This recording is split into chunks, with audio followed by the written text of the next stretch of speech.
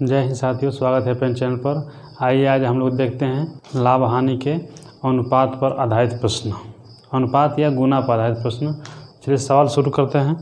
पहला प्रश्न ये है कि किसी वस्तु के क्रय मूल्य और विक्रय मूल्य का अनुपात 20:30 है तो लाभ प्रतिशत ज्ञात कीजिए।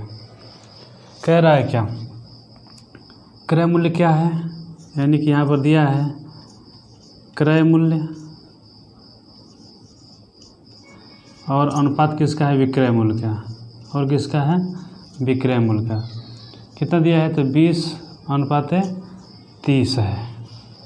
सवाल ये है कि क्रय मूल्य और विक्रय मूल्य का अनुपात 20:30 है तो लाभ होगा कि हानि होगा। तो हम ये देखें कि अनुपात कितना है 20 और 30 का, यानी कि क्रय मूल्य कितना है 20, ये क्या हुआ CP हुआ, और ये क्या हुआ SP हुआ। यानी कि खरीदे हैं 20 में और बेच दिए 30 में, खरीदे 20 में और बेच दिए 30 में, तो कितना का लाभ हो रहा है, तो आप कहेंगे कि 10 का लाभ हो रहा है। कितना का लाभ हो रहा है, तो 10 का लाभ हो रहा है।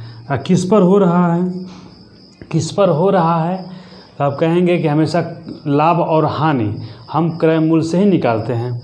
तो क्रय मूल्य कितना इसमें दे रहा है 20, अब परसेंटेज के लिए हमसे क्या करते हैं 100, 10 दूना के 20, हम 2 से जब ये काटेंगे तो ये 50, तो क्या होगा लाभ प्रतिशत क्या हो जाएगा बराबर 50%। कितना का लाभ हो रहा है, तो 50% का हो रहा है। दूसरा सवाल ये है कि किसी वस्तु का विक्रय मूल्य और क्रय मूल्य का अनुपात 5:4 है तो प्रतिशत लाभ या हानि ज्ञात कीजिए। इसमें देखिए कि लाभ हो रहा है कि हानि हो रहा है। यहाँ पर दे रहा है, किसका दे रहा है, तो विक्रय मूल्य यानी कि सेलिंग प्राइस और कॉस्ट प्राइस, यानी कि विक्रय मूल्य और क्रय मूल्य का अनुपात कितना दे रहा है, तो 5:4 दे रहा है। यानी कह रहा है सेलिंग प्राइस कितना दिया, तो सेलिंग प्राइस यही है ना, और कॉस्ट प्राइस यही है ना, यानी कि बेच रहा है 5 में तो खरीद कितना में रहा है, यहाँ पर दिया हुआ है खरीद रहा है 4 में। यहाँ पर मिल गया CP यानी क्रय मूल्य बराबर 4 और SP यानी कि विक्रय मूल्य बराबर 5। तो बताइए 4 में खरीदे हैं और 5 में बेचे हैं तो लाभ हो रहा है कि हानि। तो जब क्रय मूल्य से अधिक विक्रय मूल्य रहता है तो लाभ ही होता है। ठीक, तो कितना का लाभ हो रहा है, तो यहाँ पर देख रहे हैं आप कि जो लाभ हो रहा है 4 खरीद करके 5 में बेच दिए तो 1 का लाभ हो रहा है। तो प्रतिशत लाभ हो क्या होगा, लाभ प्रतिशत बराबर हो जाएगा लाभ कितना का और किससे लाभ, तो क्रय मूल्य से गुणते 100। 4 से जब काटेंगे तो ये आ जाएगा 25%। क्या हो रहा है, लाभ हो रहा है। सवाल ये कह रहा है कि किसी वस्तु का क्रय मूल्य विक्रय मूल्य का 3/4 है तो प्रतिशत लाभ या हानि ज्ञात कीजिए। सवाल देखिए घुमा कर बोल रहा है, इसको देख ले रहे हैं। तो जो क्रय मूल्य है उस SP का यानी कि विक्रय मूल्य का 3/4 गुना है, 3/4 है, तो जब बराबर हो जाएगा। अब देखिए यहाँ CP है, इधर SP ला दें, पक्षांतर कर दें तो CP/SP बराबर 3/4, यानी कि खरीद कितना में रहे हैं 3 में और बेच कितना में रहे हैं 4 में। इस प्रकार के प्रश्नों को क्या करेंगे, जब कहे जिसका गुना है, जितना गुना है तो उसमें गुणा कर देंगे तो आपस में बराबर हो जाएंगे। जैसे हम कहें कि जो 6 है 3 का 2 गुना है, कितना है 2 गुना है, तो अगर 3 में 2 से गुणा करें तो दोनों आपस में बराबर हो जाएंगे ना, बराबर हो जाएंगे। उसी प्रकार इसमें कहा है कि जो क्रय मूल्य है विक्रय मूल्य का 3/4 गुना है, तो इसमें 3/4 से गुणा करते बराबर हो जाएगा। तब 3 में खरीदे और 4 में बेच दिए तो प्रॉफिट कितना का हुआ, तो कहेंगे कि 1 का हुआ। कितने का हुआ, तो 1 का हुआ। तो प्रॉफिट परसेंट पूछ रहा है, यानी कि लाभ प्रतिशत पूछ रहा है, लाभ प्रतिशत, लाभ कितना का हो रहा है, तो 1 का हो रहा है। किस पर हो रहा है, तो क्रय मूल्य पर। क्रय मूल्य कितना है, तो 3 है, 3 1/3 भिन्न का प्रतिशत रूप कितना होता है, अब कहेंगे 33 से 1/3, यानी कि भाग के देकर देखिए 100 में जब 3 से भाग देंगे तो आएगा 33 सही 1/3%। क्या हो रहा है, यहाँ पर लाभ हो रहा है। क्या हो रहा है, तो लाभ हो रहा है। चलिए टाइप बदल दे रहे हैं। टाइप अब इस प्रकार का रहेगा कि कुछ वस्तुओं का क्रय मूल्य अन्य वस्तुओं के विक्रय मूल्य के बराबर, इस प्रकार के प्रश्न आएंगे। यह है प्रश्न, देखिए कि 60 वस्तुओं का क्रय मूल्य 75 वस्तुओं के विक्रय मूल्य के बराबर है। तो इसको पहले देखते हैं।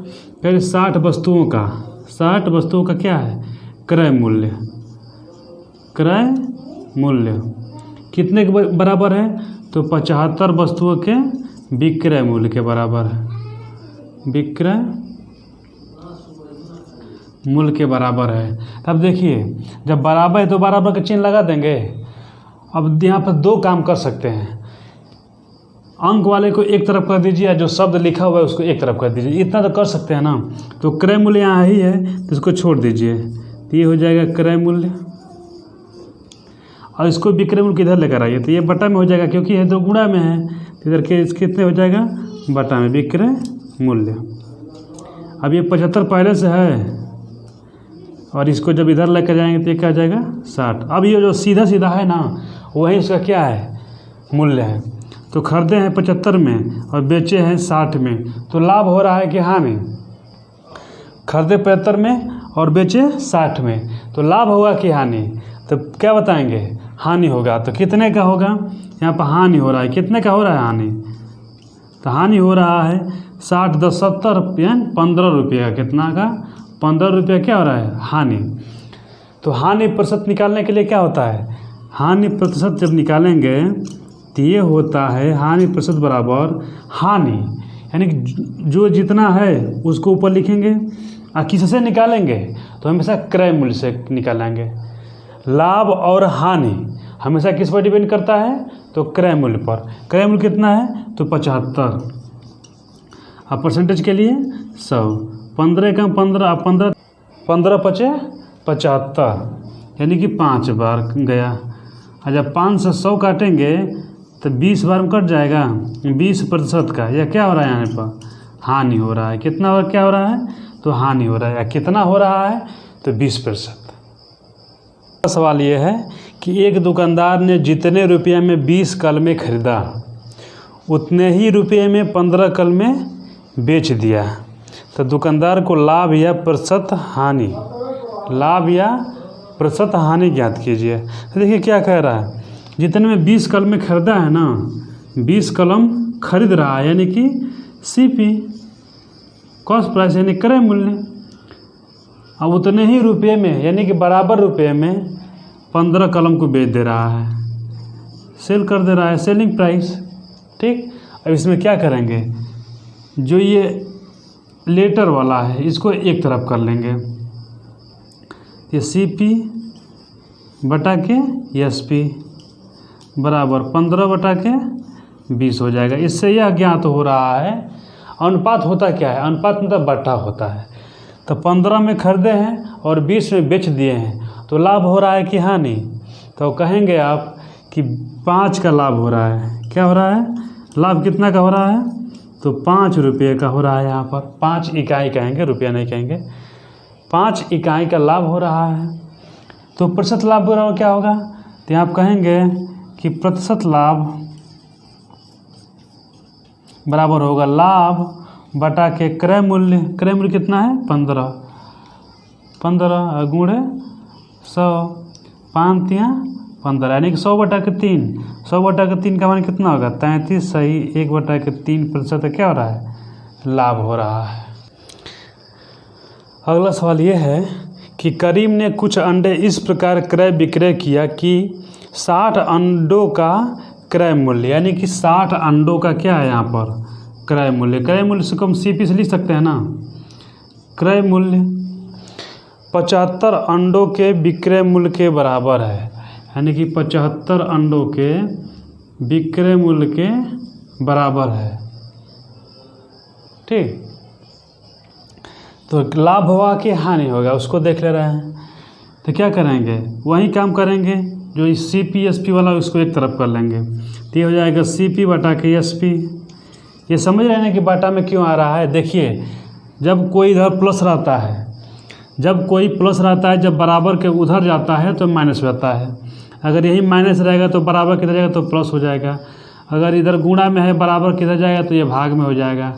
अगर भाग में है तो गुणा में हो जाएगा। देखिए यहाँ इसमें गुणा में है ना, इधर आएगा तो भाग होगा ना, तो वही चीज़ है।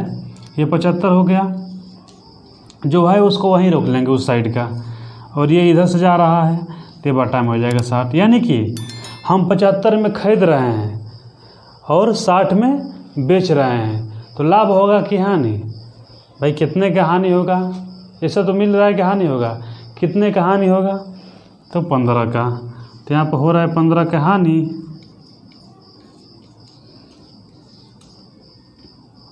तो हानि प्रतिशत बराबर क्या होगा? हानि प्रतिशत बराबर हानि बटा के क्रय मूल्य गुणते 100। 15 पंजे 75, जब 5 से 100 काटेंगे तो कितना आ जाएगा? 20% क्या आ रहा है? हानि हो रही है। इसी को दूसरे तरीके से हल करना चाहते हैं तो देखिए क्या है, 60 अंडों का क्रय मूल्य बराबर है 75 अंडों के विक्रय मूल्य के। तब देखिए जहाँ सीपी है ना, काट कर वहाँ बदल दीजिए, एसपी कर दीजिए, एसपी, और जहाँ एसपी है काट करके सीपी लिख दीजिए, यानी कि उसका जगह चेंज कर दीजिए, और जितना जिसके पास है उसको रख दीजिए। यानी कि 60 क्या है? सेलिंग प्राइस 60 में बेच रहा है, 60 में बेच रहा है, 75 में खरीद रहा है। बस 75 में खरीदा, 60 में बेचा, कम में बेचा, हानि हुई। कितने की हानि हुई? तो 15 की हानि हुई। किसके सापेक्ष हुई? तो 75 के सापेक्ष हुई। इसी प्रकार से इसको क्या कर देंगे? हल कर देंगे। ठीक है, मिलते हैं अगले टाइप के साथ। तब तक के लिए जय हिंद।